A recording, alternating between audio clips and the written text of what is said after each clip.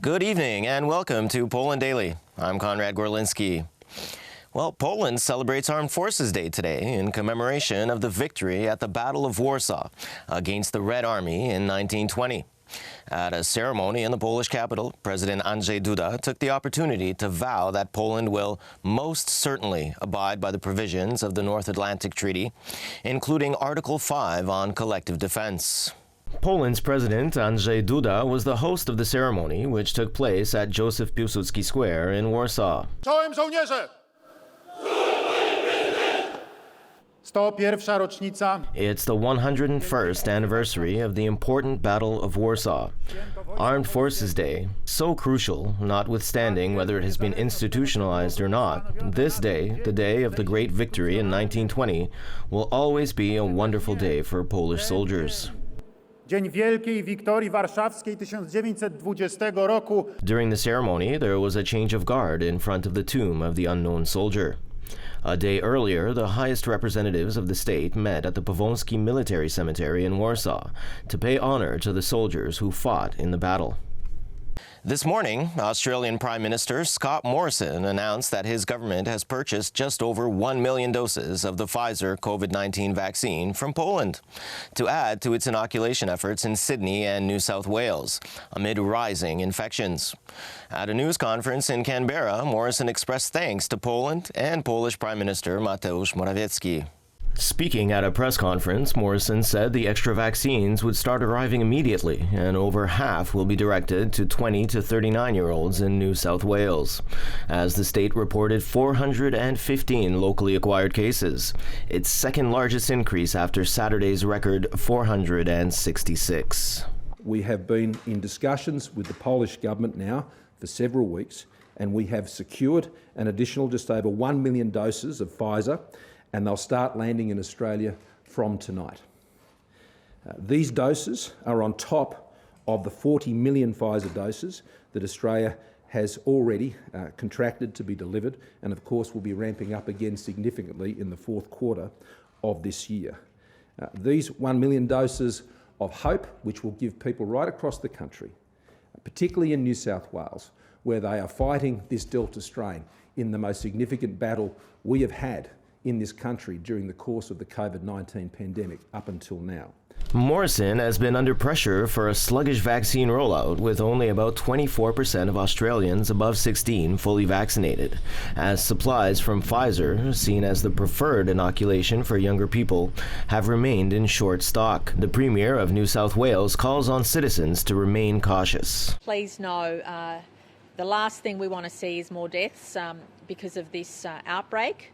But unfortunately, we know that's what we're going to see unless we reduce case numbers and unless we increase the rate of vaccination.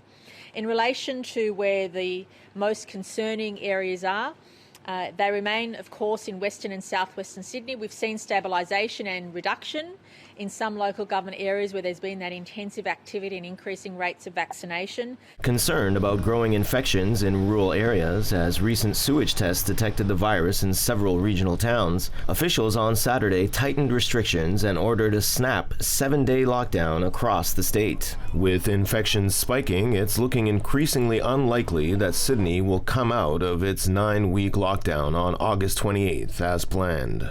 Canadian Prime Minister Justin Trudeau is today expected to announce that he will call for a snap election to take place on September 20th. The election would essentially be a referendum on his government's strategy to combat the COVID-19 pandemic. Trudeau will today make a courtesy call upon Canadian Governor-General Mary Simon before delivering remarks in Ottawa. Later, he is expected to board a bus to set off on the first event of his re-election campaign. Trudeau aides have said for months that the ruling Liberals would push for a vote before the end of 2021, 2 years ahead of schedule. Today, Ontario released their highest number of daily COVID-19 cases ever. This week, Alberta saw their biggest cases ever, too. People on the East Coast are facing new cases and travel restrictions. And across the country, hundreds more families are grieving the loss of someone they loved. We're in some of the toughest days of this pandemic. Trudeau presides over a minority government and relies on the support of other parties to pass legislation. In recent months, he has complained about what he calls opposition obstruction. Trudeau's Liberal Party racked up record debt levels as they spent to shield individuals and businesses from COVID-19. They plan to inject another 100 billion Canadian dollars, that's between 3 and 4% of GDP, into the economy over the next 3 years. We've done a lot together these past 4 years, but the truth is, we're just getting started. So Canadians have an important choice to make. Will we go back to the failed policies of the past, or will we continue to move forward? That's the choice. It's that clear, and it's that important. I'm for moving forward for everyone. Merci. Liberals acknowledge an election would now be a gamble, given recent opinion polls suggest the party is not yet guaranteed a majority, and there's a risk posed by the fourth wave of COVID-19. Finally, Taliban insurgents took control of the key eastern Afghan city of Jalalabad without a fight today. Jalalabad has nearly 400,000 inhabitants and is the country's fourth largest city. The fall of Jalalabad leaves Kabul as the only remaining large city under Afghan government control. Videos posted on social media showed the insurgents on vehicles waving the Taliban flag driving through Jalalabad. The footage was filmed at the Pashtunistan Square area of the city, which can be identified by a monument on the street, businesses nearby, greenery, and a curved building by the side of the road. Jalalabad-based officials state that the Taliban had been allowed passage, and that the Taliban have given safe passage to government officials and security forces while they vacate the city. The decision to surrender was taken to avoid casualties and destruction, officials said. As always, thanks for tuning in this evening, and have a great week ahead.